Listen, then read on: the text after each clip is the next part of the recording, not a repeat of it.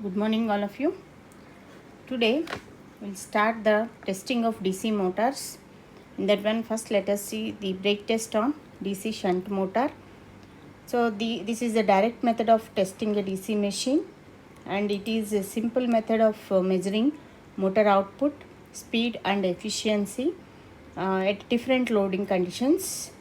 So this is one of the direct methods of testing DC shunt motor, and in this method motor is put on the direct load by means of a belt and pulley arrangement. A rope is wound round the pulley and its two ends are attached to two spring balances. So here we'll go belt and pulley arrangement, and experimental setup is like this. That is, a rope is wound round the pulley and its two ends are attached to two springs. Okay, in the diagram you can see this one. Spring balances are there, belt arrangement and handle arrangement also there.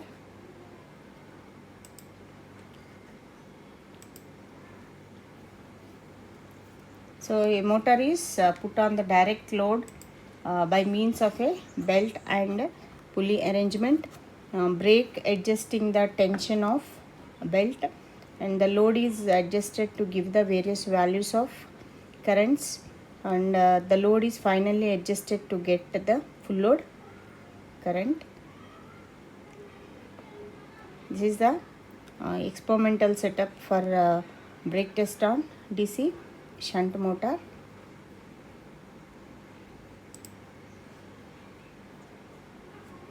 So a rope is wound round the pulley and its two ends are attached to two spring balances S1 and S2, and the tensions provided by the spring balances S1 and S2 are T1 and T2, and the tension of the rope can be adjusted with the help of swivels. Okay, so there are two springs attached, two spring balance S1 and S2, and the tensions provided by the spring balances are T1 and T2, and the tension of the rope can be adjusted with the help of swivels. And now the force acting tangentially on the pulley is equal to the difference between the readings of the two spring balances in kg force. That is, the force which is acting on the pulley is equal to the difference between the readings of two spring balances. It is in a kg force, and we know the induced voltage EB equal to V minus IARA, and we can write this again as EB equal to K phi n.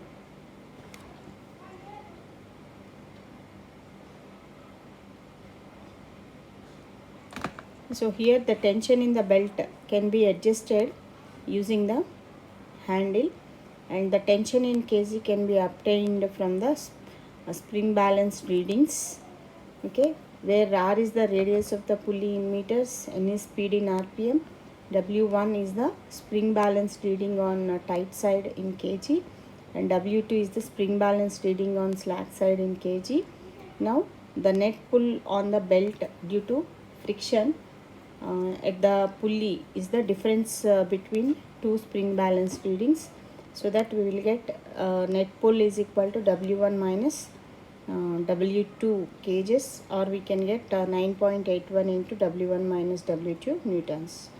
And if as the radius R and speed are known to us, so that the shaft torque developed can be obtained as T shaft is equal to net pull into R. So what is the net pull? 9.81 into W1 minus W2 into R Newton meters. Hence the output power we can get P equal to torque into omega. This one is we can get T shaft into omega, that is 9.81 into W1 minus W2 into R. What is omega is 2 pi n by 60 watts. This is how we can calculate the output power. And now Let us take V as the applied voltage in volts, I is the total line current drawn in amperes, P input as VI watts, and if the readings are taken on full load condition, then the efficiency can be obtained as percentage efficiency equal to P out by P in into 100, and adjusting the load step by step till full load, a number of readings can be observed and the speed can be measured by means of a tachometer. Thus all the motor characteristics can be plotted.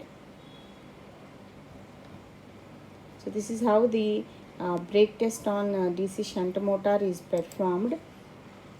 This is about this is a direct method of testing a DC machine. It is a simple method of, and this is the experimental setup here.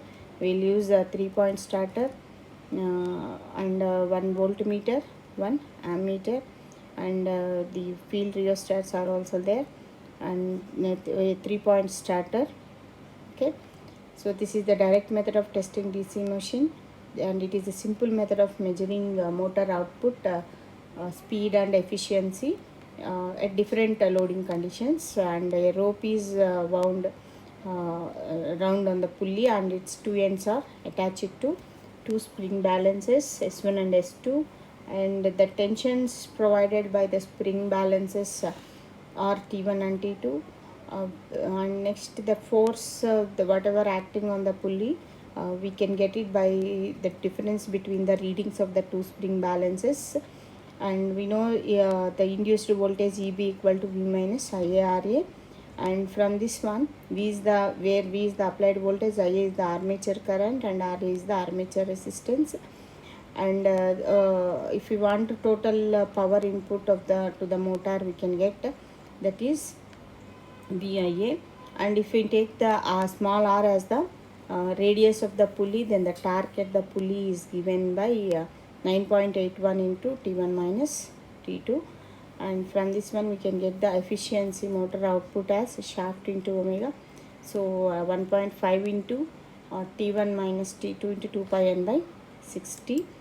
And efficiency as we can get P out by P input into 100. And while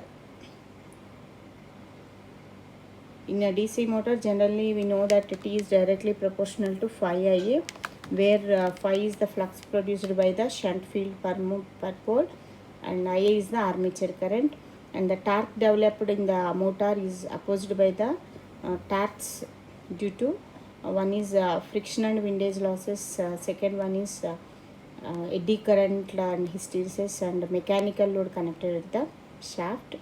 And the motor runs at a stable speed when the developed torque and resting torques balance each other. And if a small load is increased, then the torque increases and motor speed reduces, and then the back EMF reduces due to fall in the speed, hence the armature current increases. And if phi is let us assume it as a constant, the torque developed by the motor also increases, and new stable speed is reached at which the developed torque equals the resisting torque.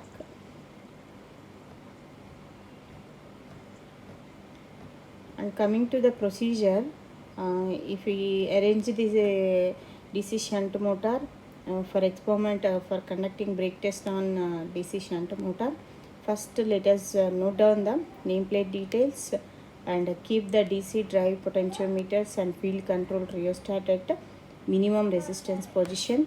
Next one,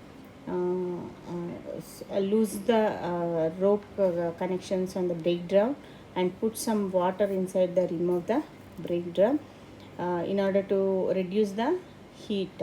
So we are using some water and connect the and put some water inside the rim of the brake drum. Connect the circuit as shown in the diagram.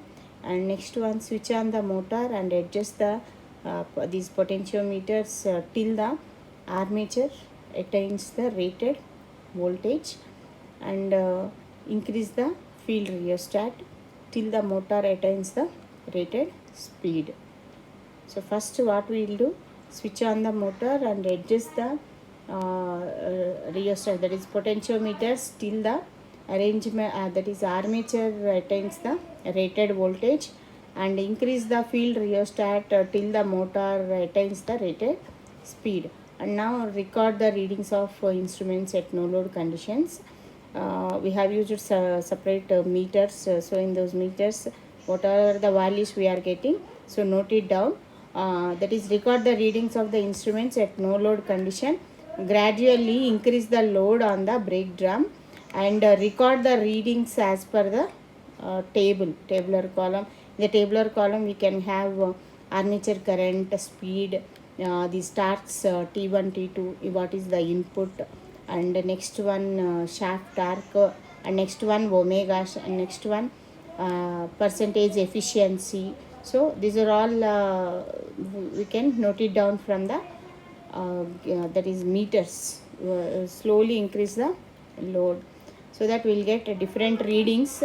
And next one, one precaution we have to take care, that do not exceed the armature current more than its rated value, and gradually increase the load on the brake drum and record the readings as per the given table, and gradually reduce the load and switch off the supply. And one more thing is, maintain constant armature voltage and constant field current during the total experiment whatever we are doing here.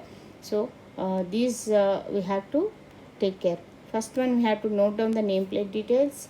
Next one, the DC drive potentiometers and field control rheostat at minimum resistance position, and loosen the rope on the brake drum and put some water inside the rim of the brake drum, and connect the circuit as shown in the circuit diagram.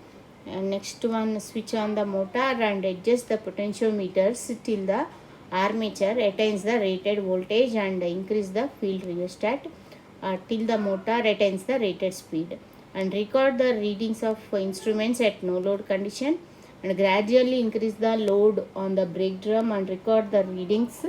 And next one, do not exceed the armature current more than its rated value. Next one, gradually reduce the load and switch off the supply, and maintain some constant, that is constant armature voltage and constant field current during the total experiment. This is the procedure how we will connect the brake test on DC shunt motor. And if we observe finally, the shunt motor speed,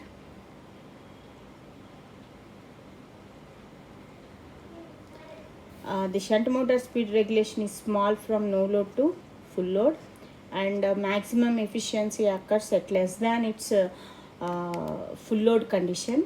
And next one, maximum efficiency is between 70 to 85% only, and speed torque characteristics we can draw from those values. So it's not linear but has some drooping due to demagnetization. So this is about how we will conduct the load test on brake test on DC shunt motor. And next one, what are the advantages? The advantages with this brake test is actual efficiency of the motor under no load, under working conditions can be found out. The motor is simple and easy to perform, and can be performed on any type of DC motor. And coming to disadvantages, due to friction, heat generated, and hence there is a large dissipation of energy, and some type of cooling arrangement is necessary. And next one, we can do on the small machines due to limitation recording heat dissipation arrangements, and the power developed gets wasted, hence method is expensive. And next one, the efficiency observed is on lower side. The efficiency we are getting only 70 to 85% only. So these are some disadvantages, that is heat liberation is high, dissipation of large dissipation of energy. So this is these are the some disadvantages of DC brake test on DC shunt motor. So now let us move to field test for series motor. Field test for series motor. You can arrange the experiment like that.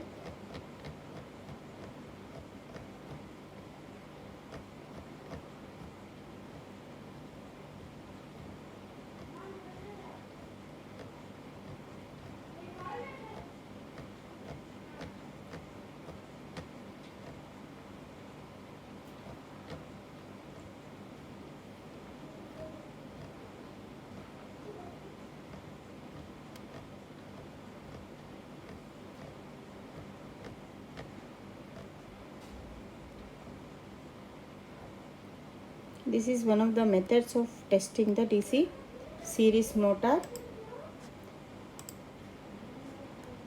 Okay, and next one, unlike shunt motors, the series motors cannot be tested by the methods which are available for shunt motors, as it is impossible to run the motor on no load.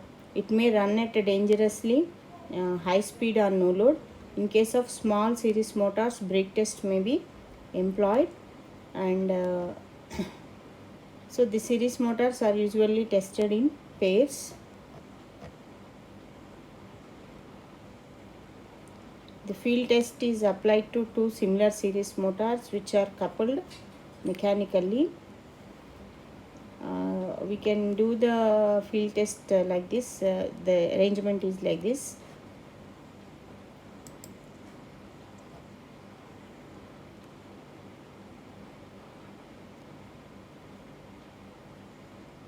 And one machine is made to run as a motor while the other as a generator, and which is separately excited, and the field of the two machines are connected in series so that both the machines are equally excited, and this will make iron losses same for the two machines.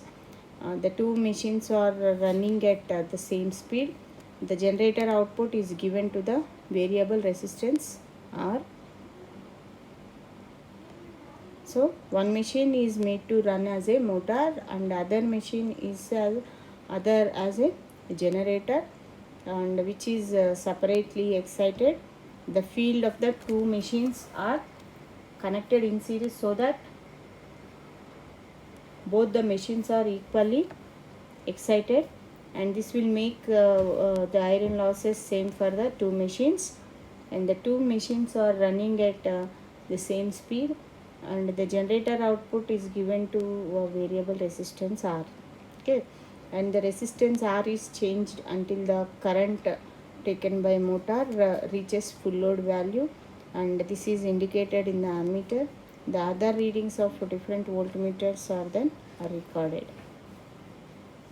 Okay, that is the resistance R is varied until the current taken by the motor reaches its full load value, and this is, we can get this value in the ammeter.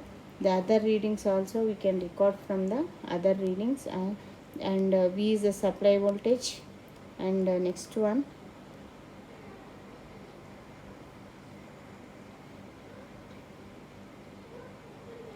So here V is the supply voltage, I1 current taken by the motor, I2 as the load current, V2 is the terminal potential difference of the generator, RA and RSC, that is armature series field resistance of the each machine, and power taken from the supply is V into I, and output V1 into I1, and output obtained from generator is VT into I2, and total losses in both the machines, that is V1 I1 minus V2 I2, and armature copper loss and field copper losses are we can get, and total stray losses we can get from this one.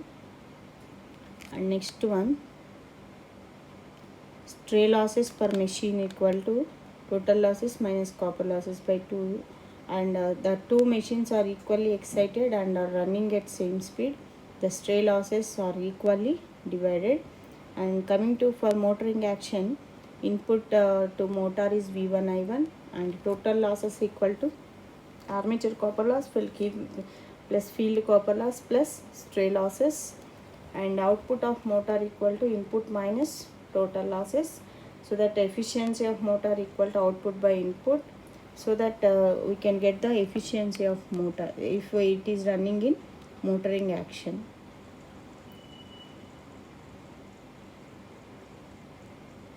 This is fields test for series motor.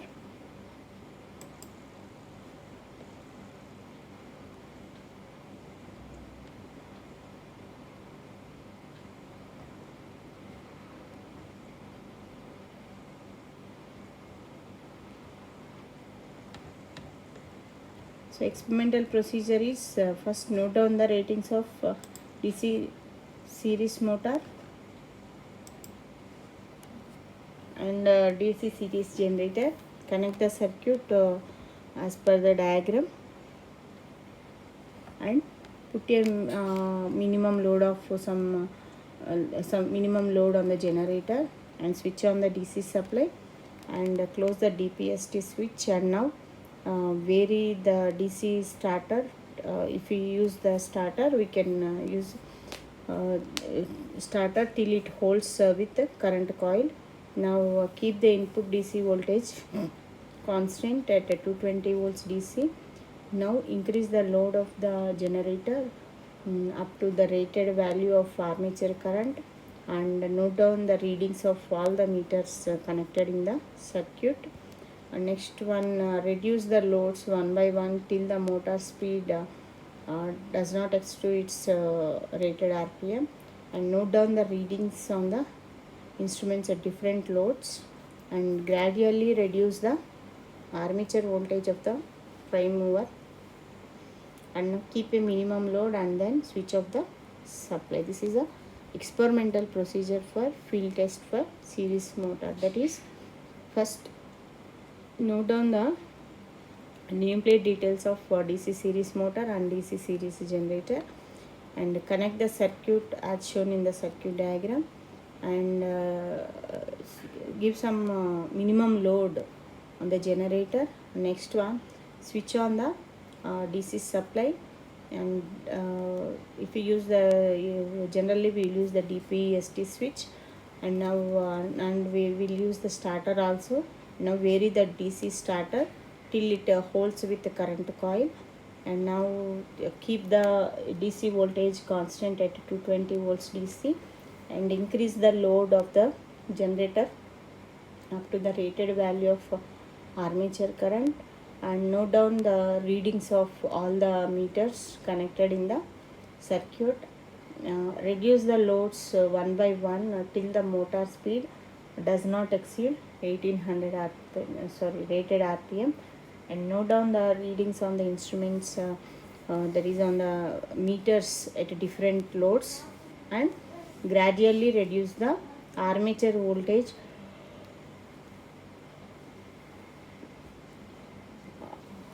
of the prime mover. Keep a minimum load of load whatever it is, then switch off the supply. This is the experimental procedure for field test of DC series motor. And next one, by noting down these values, we can power taken from the supply, output obtained from the generator, total losses in both the machines,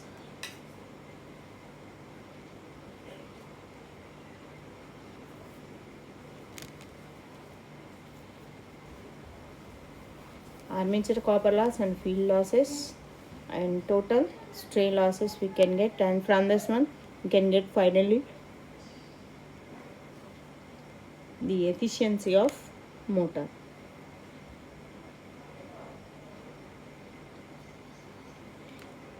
And one more is regarding the Swinburne test on test of DC machines. This is an indirect method of testing a DC machine.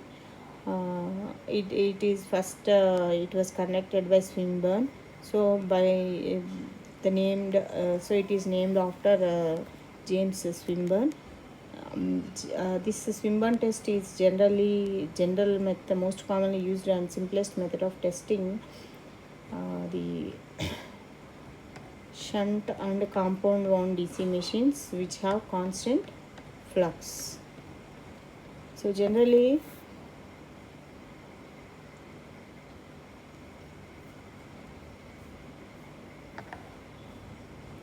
you can observe in this diagram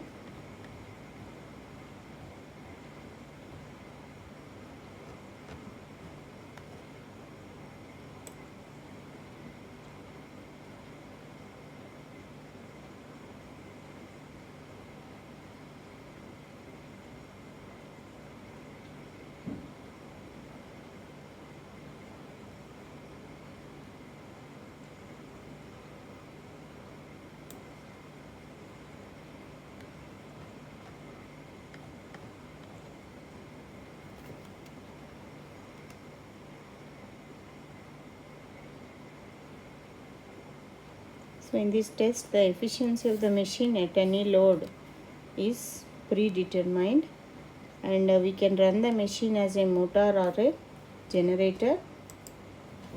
And next one,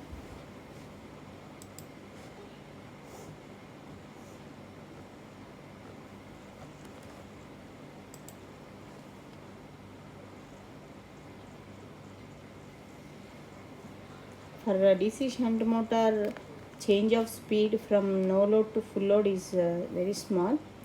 So mechanical losses can be assumed to remain same from no load to full load. And if field current is held constant during loading, the core loss also can be assumed to remain same. And in this test, what will we do is the motor is run at rated speed under no load condition at rated voltage, and the current drawn from the supply and the field current are recorded. And here in this test, the efficiency of the machine at any load is predetermined. We can run the machine as a motor or as a generator. In this method of testing, no load losses are measured separately, and eventually we can determine the efficiency. And since the motor is operating under no load condition, net mechanical output is 0. So the gross power developed by the armature must supply the core loss and friction and windage losses of the motor. And we know that for a shunt motor, these core and friction losses remains practically constant from no load to full load. The sum of these losses is called constant rotational losses. And in Swinburne's test, the constant rotational loss comprising of core and friction loss is estimated here. And after knowing that value from Swinburne's test, we can estimate the efficiency of the motor at any loading condition. And let the motor be loaded such that a new current drawn from the supply and new armature current. We have some experimental procedure to estimate the efficiency of this particular particular motoring action. And here we can see the circuit diagram for Swinburne's test, and how to calculate the efficiencies. Let I naught is the no load current. We can measure in this by the ammeter.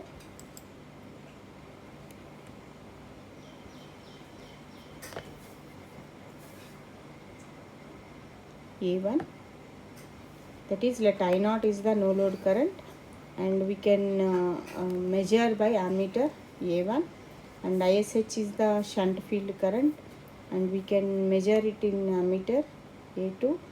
And then no load armature current is I naught minus ISH, and V is the supply voltage, so that no load power input equal to V I naught watts. And in Swinburne's test, no load power input is only required to supply the losses. The losses occur in the machine. Mainly there are two losses. One is iron losses in the core, friction and windage losses, armature copper losses. Since the no load mechanical output of the machine is 0 in Swinburne's test, and the no load input power is only used to supply the losses. And the value of armature copper loss I naught minus ISH square into RA. So RA is the armature resistance.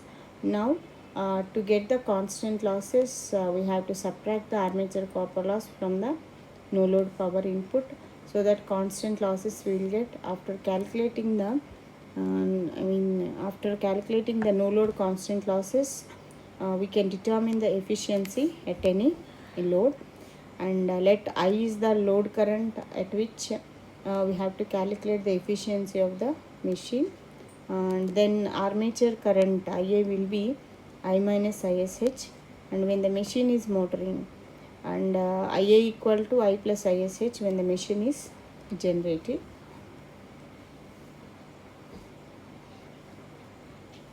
This is how the Swinburne test is conducted, and general normal procedure is start the DC motor with the starter slowly and bring it to rated speed. And take the note down the no load readings of input current, armature current, field current, and input voltage.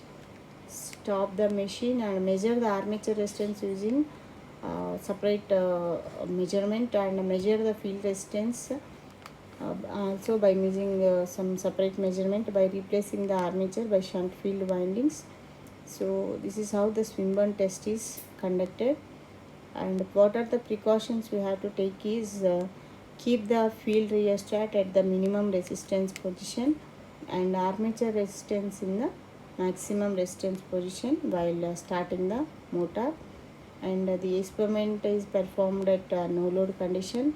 After starting the after starting the motor, the armature rheostat must be fully cut off. So this is regarding the Swinburne's test, how the Swinburne test is conducted like this. And the main advantage of Swinburne test is that the shunt machine is to be run as a motor under no load condition, requiring little power to be drawn from the supply, and based on the no load reading, efficiency can be predicted for any load current. That is from this Swinburne test, the shunt machines can be run as motor under no load condition, so that we'll use some little amount of power only, and based on no load reading, efficiency can be predicted for any load current. So this test is not sufficient if we want to know more about its performance, that is effect of armature reaction, temperature rise, commutation, etc. When it is actually loaded. And the solution is that to load the machine by connecting mechanical load directly on the shaft for motor, or by connecting loading rheostat across the terminals for generator operation. This although sounds simple, but it seems to be simple but difficult to implement in the laboratory for high rating machines. So in the laboratory we must have proper supply to deliver such a large power corresponding to this rating of the machine. So this is about the Swinburne's test, how this Swinburne's test is conducted, what are the precautions, and what we have to know, values we have to note down. And mainly the Swinburne test is conducted, we can test the efficiency of the machine at any load that is predetermined. We can run the machine as a motor or as a generator. And in this method of testing,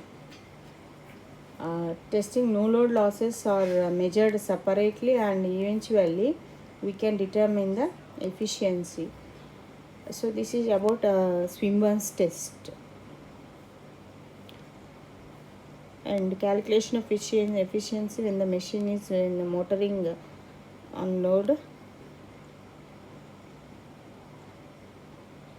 So power input is equal to VI armature copper loss I square RA, which is equal to I minus ISH square RA. Constant losses is equal to VI minus I naught ISH square RA, and total loss we can get efficiency of the motor equal to output by input, and input minus losses equal to, input minus losses by input equal to VI minus this one. And if when the motor is when the machine is generating on load, so these are the expressions for finding the efficiency. So coming to advantages of Swinburne test, and next one, that is the main advantage of this test.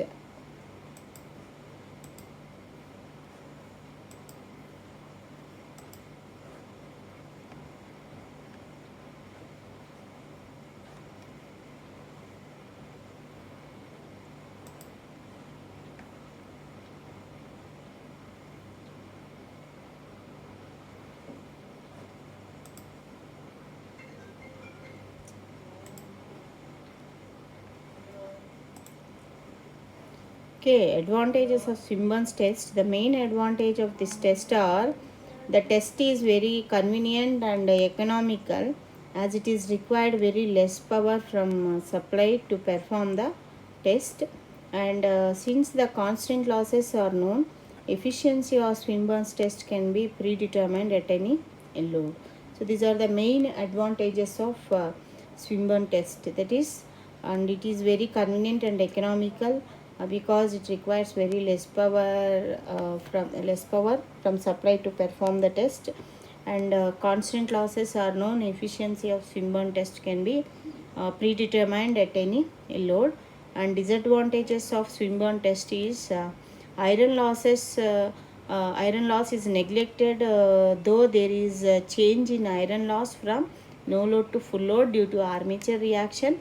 Next one, we cannot be sure about the satisfactory commutation on loaded condition because the test is done on no load.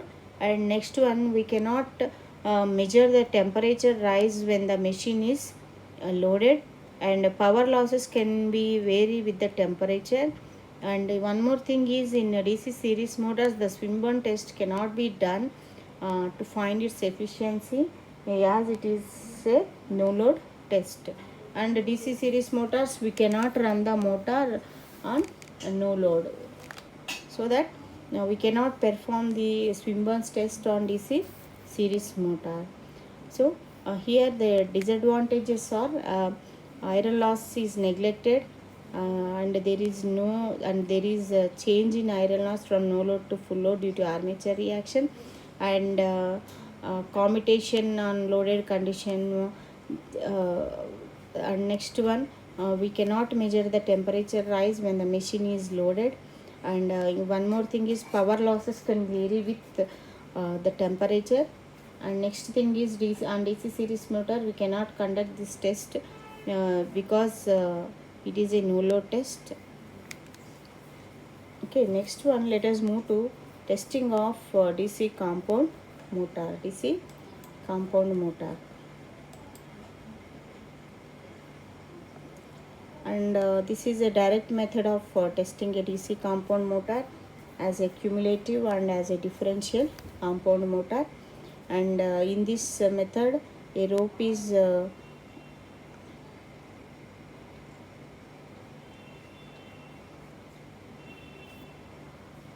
here also.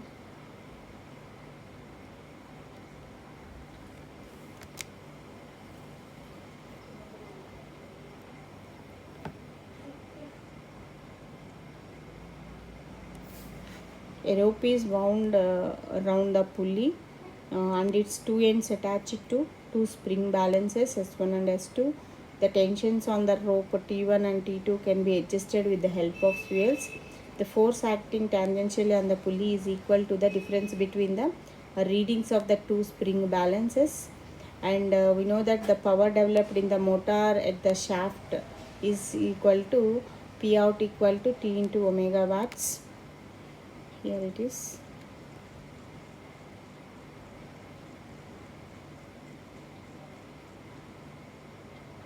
And T shaft equal to F into R Newton meters. So from this one we can get the values like this. And total power input to the motor P in equal to power input to the field. So VF IF plus VIA IA efficiency is equal to output by input, and we can get phi equal to phi SH plus phi SC. So these are the some expressions regarding the calculation. And the induced voltage in the armature EB equal to V minus IRA minus ISC RSC. And where here one more expression, IA is the armature current, ISC is the series field current, RSC is the series field resistance. And here ISC equal to IA for a long shunt compound motor or a separately excited compound motor. And VF is the voltage, voltage to shunt field. IF is the shunt field current in a separately excited cumulative compound motor. Phi SH is constant. So hence phi SC increases with the increase in the load or armature current. And one more thing is the speed drops at a faster rate in a cumulative compound motor than in a shunt motor. And phi SC increases with increase in IA. So TA also increases. And this phi SH is stronger than phi SC. Then TA, the characteristics, torque versus armature current characteristics, and speed versus torque characteristics approaches to the shunt motor characteristics. If phi SC is stronger than phi SH, the above characteristics approaches to series motor characteristics. And in a differential compound motor, the series flux approaches the shunt flux. With increase in IA, the net flux in the air gap decreases, and the motor speed increases slightly with the load. So it can be designed to give a constant speed under all load conditions. Okay. And next one, if we observe this experimental setup, so what is the procedure is, first note down the nameplate details and keep the DC drive potentiometers at minimum position, and loosen the rope on the brake drum and put some water inside the rim of the brake drum, and connect the circuit as shown, and switch on the motor and adjust the potentiometers until the armature voltage attains the rated voltage. And first one, record the no load readings as per the table, and gradually increase the load on the brake drum and record the readings as per the given table. And one more thing is, do not exceed the armature current more than its rated value, and gradually reduce the load and switch off the supply. Connect the circuit and for differential compound also repeat the steps. And one more thing is, maintain the constant armature voltage throughout the experiment. So these are the this is the procedure for conducting the brake test on DC compound motor.